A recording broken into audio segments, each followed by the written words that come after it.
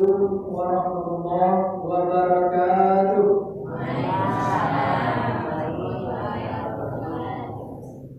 Alhamdulillahirabbil alamin. Wassalatu wassalamu ala asyrafil anbiya'i wal mursalin wa ala alihi wa ashabihi sayyidina Rasulillahi ajma'in. Asyhadu an la ilaha illallah wahdahu la syarika lahu wa asyhadu anna sayyidana wa nabiyyana Muhammadan abduhu wa rasuluh man la nabiyya ba'dahu.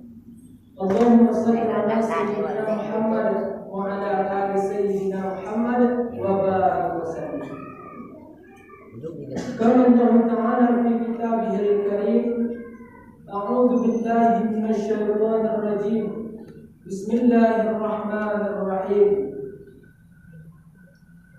Ya ayyuhalladzina amanu kutiba 'alaikumus shiyam kama kutiba 'alal ladzina min qablikum la'allakum tattaqun.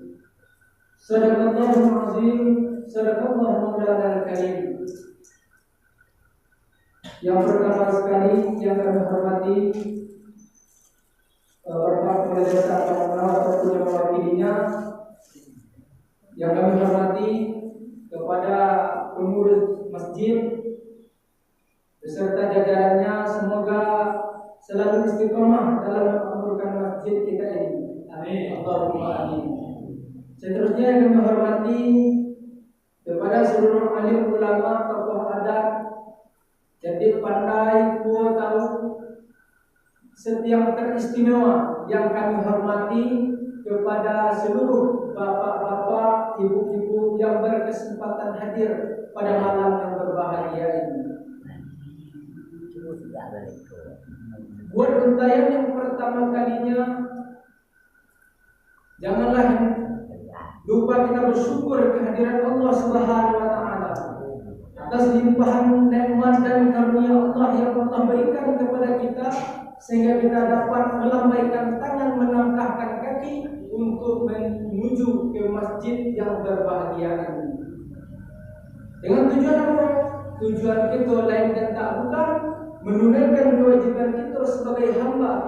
Tahu kita sebagai hamba, kita dah tahu kita sebagai hamba, kita akan ingat pula siapa yang telah menciptakan kita. Kemudian yang kedua kalinya, selawat dengan salam hendaknya jangan sampai terbesit ataupun lupa kita kirimkan kepada baginda Nabi Muhammad sallallahu alaihi wasallam. Karena berkat perjuangan Nabi Muhammad sallallahu alaihi wasallam, sehingga pada malam yang berbahagia ini kita dapat merasakan bagaimana manisnya iman dan bagaimana keindahan Islam tersebut. Itu semua tak luput dari perjuangan Nabi Muhammad SAW. Bagaimana salawat yang berbunyi? Mari kita baca bersama-sama. Semoga kita mendapat syafaat dari baginda Nabi Muhammad SAW di yaumil mahsyar nanti. Karena apa kata Nabi, kalau siapa yang berselawat kepada aku satu kali, maka Allah akan balas selawat kepada orang tersebut sebanyak 10 kali. Itu di bulan-bulan biasa. Nah, kalau seandainya di bulan Ramadan dilipat gandakan lagi. Berarti kalau kita selawat 1 kali, di bulan lain Allah balas 10 kali. Kalau seandainya di bulan Ramadan berapa? 1 kali berarti kurang 20 kali. Maka janganlah kita beratkan lidah kita untuk berselawat kepada baginda Nabi Muhammad SAW. Mana selawatnya yang berbunyi, Allahumma salli ala sayyidina Muhammad wa ala ali sayyidina Muhammad wa barik wa sallim. Bapak Ibu yang kami hormati, pada kesempatan yang mulia ini, ya ada baiknya perlu kata orang ini, aku kata bahasa anak muda gini. Apa katanya, tak kenal maka tak cinta. Tak cinta maka tak sayang. Ini mungkin sebahagian daripada kita yang ada di situ, mungkin ada yang kenal dengan kami. Ya, sebagian besar mungkin tak ada yang tak kenal. Maka ada baiknya kami memperkenalkan diri. Sebab apa? Kadang suatu saat besok kita kan tidak menetap di tempat kita kan. Ada orang pergi ke pasar berenang, ada orang pergi pasar Bakung, Jirayu besok. Mungkin ada pun ada bertemu dengan kami besok dah. Kalau kita ada kayu ada tahu kami pun tak tahu kamu. Sehingga kita dah cuek macam orang nak kenal kan. Kadang aku tunggu hidung tu. Tidak juga itu siapa dah. Kenapa kita tak saling mengenali. Baiklah, perkenalkan nama kami Muhammad Yogi. Biasa orang manggil Yogi. Muhammad Yogi. Mungkin di mana, bukan bertanya di mana asal kamu. Aku ni berasal kalau orang atau panjang atau unduan Batang Tabir. Kalau kau air ungin, bukan seko atau air ungin. Kalau kami situ tu air Batang Tabir. Maka kami dulu tu. Ada lagi yang dulu situ. Air Liki namanya. Kami sebelum tu dulu. Jadi desa kami desa Naor namanya. Oh, kalau dia juga bagi kita tak pernah di situ, diberi kenal dengan dusun Pak Nalim. Pak mantan mati dulu. Itulah dusun kami. Jadi Bapak Ibu yang kami hormati, rasa terima kasih yang sebesar-besarnya kepada Bapak MC tadi yang sudah kiranya memberikan kesempatan kepada kami. Bukanlah untuk mengajar tupai lompat dan juga bukan mengajar ikan berenang. Tapi apa? Kata orang ni pengingat orang kata lupa, penggerak orang kata tidur. Ini. Tapi kalau kata nak ajar, rasa-rasa dah pantas. Jadi Bapak Ibu yang kami hormati, tanpa terasa bulan puasa telah masuk hampir 8 hari. Besok, itu 7. Besok pagi lah ada terasa telah 7 hari kita berpuasa, 8 hari kita puasa. Kemudian dah 8 hari, dia berapa hari yang dah lewat itu. Mari kita renungi dan kita fikir berapa amalan yang telah kita berbuat. Solat kita berapa, insyaAllah kita akan tahu.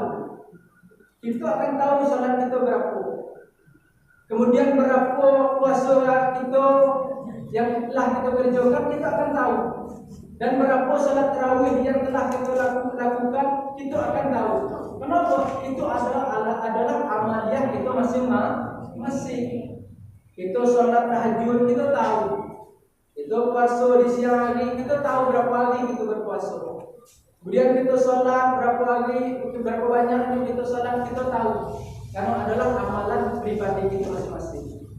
Jadi Bapak Ibu yang kami hormati, sebagaimana dikatakan di bulan puasa ini adalah bulan yang penuh keberkahan, bulan pembakar. Sebagian ulama mengatakan bulan pembakar. Kenapa dikatakan bulan pembakar? Pembakar ialah pembakar dosa-dosa yang telah kita perbuat selama 11 bulan yang lewat. Kita puasa yang wajib dalam Allah katakan berapa Pak Bu? Hanya satu bulan. Mana bulan itu? Bulan Ramadan. 11 bulan yang selain itu tidak diwajibkan kan? Itu bebas nak makan. Sekodok, sopong, besar, penjinak. Puasa yang diwajibkan Allah hanya satu bulan.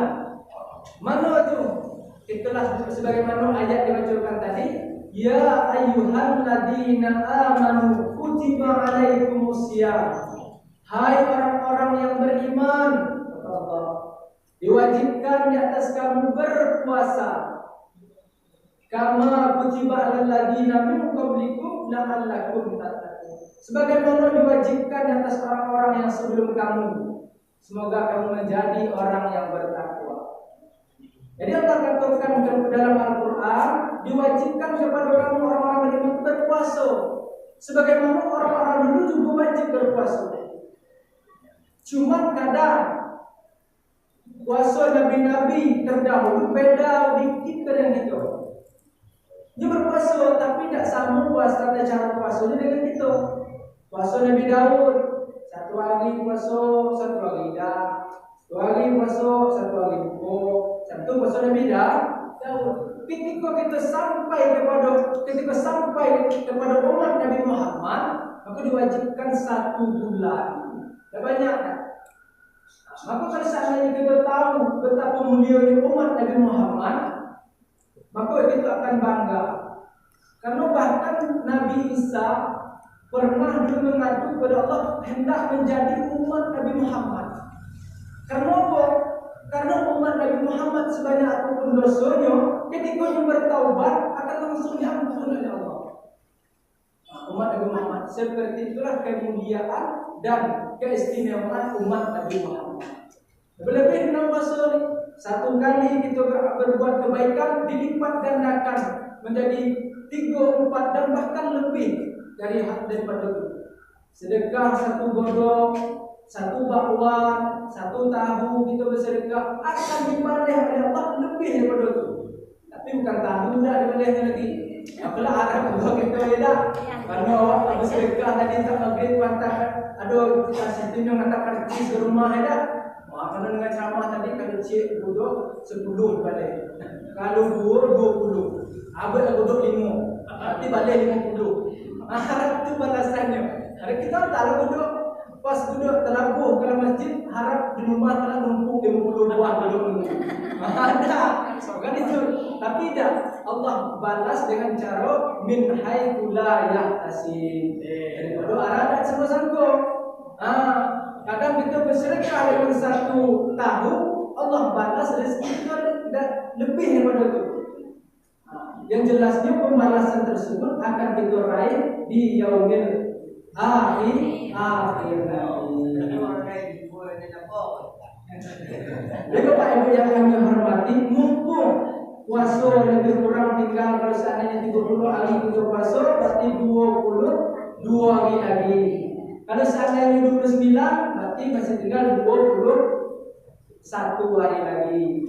Maka dengan kesempatan yang sebanyak itu tadi, seandainya amalan kita masih kurang, maka mari kita tingkatkan lagi. Sedekah kita seandainya hari biasa petang-petang menambah pukul pula semangkuk, bagi kita tambah lagi 2 mangkuk, bahkan 3 dan lebih 5 lagi. Kalau seandainya bodoh biasa kita dalam masa itu 2 lah isi. Ini ingat bawa orang pukul masjid kadang maling mau bodoh ada 2 harus bagi. Maka kita mungkin kan ada rugi, ada lah ada makan tu. Ada habis kita pukul dah tarawih kita makan lagi. Itu. Jadi dah ada rugi lah kita menginfakkan harta yang kita punya.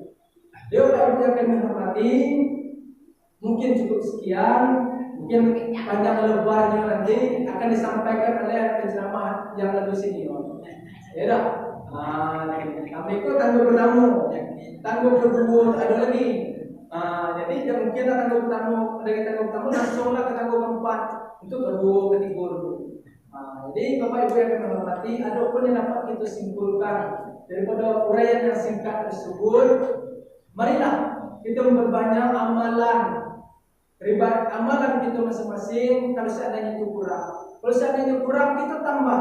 Kalau seandainya lah banyak, maka kita perbanyakkan lagi. Lah banyak niat, maka kita istiqomahkan. Jangan sampai berkurang lagi. Kemudian seandainya kita dapat harta berlebih sedikit sedekah. Oh, ada duduk di rumah 3 atap masjid, 2 rumah. Itu caranya. Kalau 10 rumah, cik itu 9 mesti. Bapak Ibu yang hormati, cukup sekian yang kami dapat yang kami sampaikan. Allah bermuafiq ila aqwamit thariq. Assalamualaikum warahmatullahi wabarakatuh. Waalaikumsalam.